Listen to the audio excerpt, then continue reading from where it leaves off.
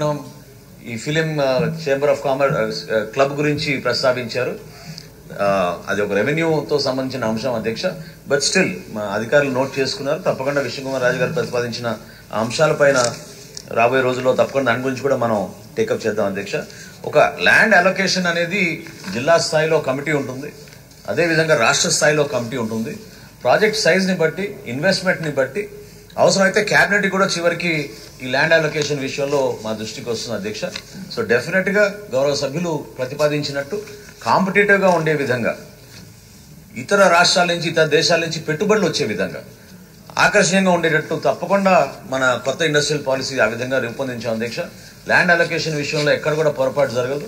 ఎంత పారదర్శకంగా ఉండాలో ముఖ్యమంత్రి గారు పదే పదే చెప్పారు.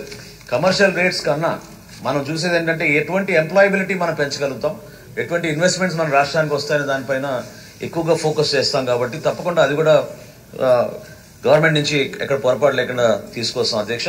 బీచెస్ పైన ఫ్లడ్ లైట్ గురించి చెప్పారు అధ్యక్ష. చాలా మంచి సలహా సూచన అది. ఎందుకంటే ఎంత వెల్ లిట్ గా ఉంటే మనకు అక్కడెక్కడ ఏమాత్రం క్రైమ్ లేకుండా రాత్రి పూట కూడా ఆ బీచెస్ లో వాకింగ్ అది మనం ప్రోత్సహించే విధంగా తప్పకుండా బీచ్ వాలీబాల్ అటువంటి గేమ్స్ ఇంకా ముందుకు తీసుకొచ్చేట్టు తప్పకుండా చేస్తాం అధ్యక్ష. దాని గురించి ఎటువంటి మా సైడ్ నుంచి నిర్లక్ష్యం ఉండదు. తప్పకుండా ప్రభుత్వం నుంచి దాని గురించి ప్రిపేర్ చేస్తాం.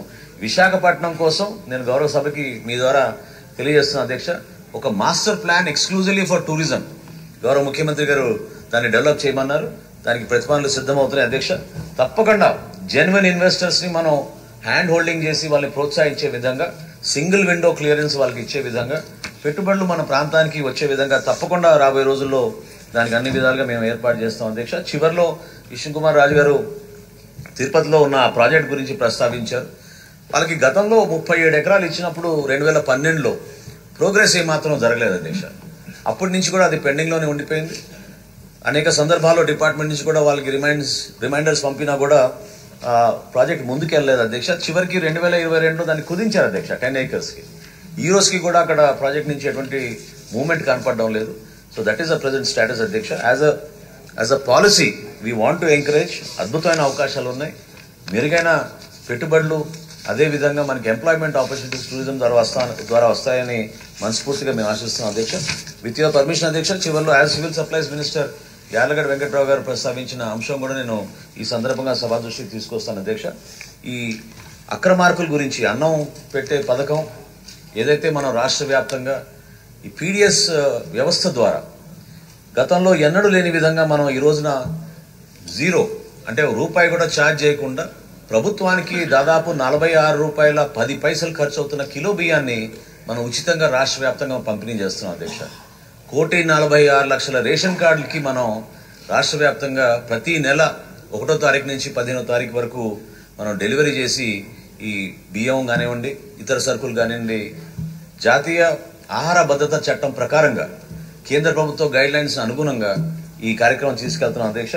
డెఫినెట్ గా కొన్ని ఒక వ్యవస్థని నిర్వీర్యం చేయడానికి కోసం ఒక మాఫియా లాగా ఏర్పడి రాష్ట్ర వ్యాప్తంగా కొన్ని కార్యక్రమాలు చేపడుతున్నారు. ఉక్కుపాదంతో ముందుకెళ్తున్నాం అధ్యక్ష. గతంలో ఎప్పుడు లేని విధంగా వీళ్ళపైన క్రిమినల్ కేసెస్ కూడా నమోదు చేసి పీడీ యాక్ట్ కూడా తీసుకొచ్చాం అధ్యక్ష. తప్పకుండా రాబోయే రోజుల్లో ఈ ఒక మార్పు అనేది ఏదైతే ఆయన ఆవేదనతో చెప్పారో ఈ పథకం గురించి, ఈ పథకంలో ఒక మార్పు వచ్చే విధంగా రాష్ట్ర వ్యాప్తంగా కేవలం 6A కేసెస్కే పరిమితం కాకుండా క్రిమినల్ కేసెస్ కూడా రిజిస్టర్ చేసి, వెహికల్స్ కూడా సీజ్ చేసి, చాలా రైస్ మిల్లర్స్ కూడా మేము చాలా అల్టిమేటం ఇచ్చాం అధ్యక్ష. మీరు if you don't toe the line, if you don't accept the government's policy, we all will be in trouble. ఎందుకంటే అంతిమంగా మనం అందరం కలిసి సమాజంలో ఒక మార్పు కోసం, ప్రతి కుటుంబాన్ని ఆదుకోవడానికి కోసం కేంద్ర ప్రభుత్వం మనకు అందిస్తున్న సహాయంతో పాటు రాష్ట్ర ప్రభుత్వం, నేను నిన్న లెక్క చెప్పినట్టు కేంద్ర ప్రభుత్వం 61% ఇస్తుంటే రాష్ట్ర ప్రభుత్వం నుంచి 39% మనం ప్రతి నెల కూడా బియ్యం సరఫరా చేస్తున్నాం అధ్యక్ష.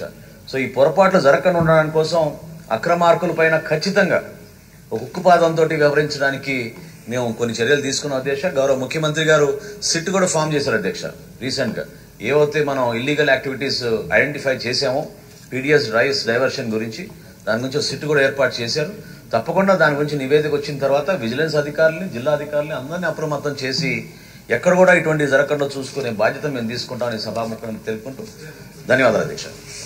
ఇక్కడ మీ సివిల్ సప్లై సంబంధించి ఒక చిన్న సూచన మంత్రి గారు, జిందా తిలిస్మాత్ లాగా మనకి ఆ రేషన్ కార్డు అనేది ఇటు ఆరోగ్యశ్రీకి అన్నిటికి అదే కార్డుగా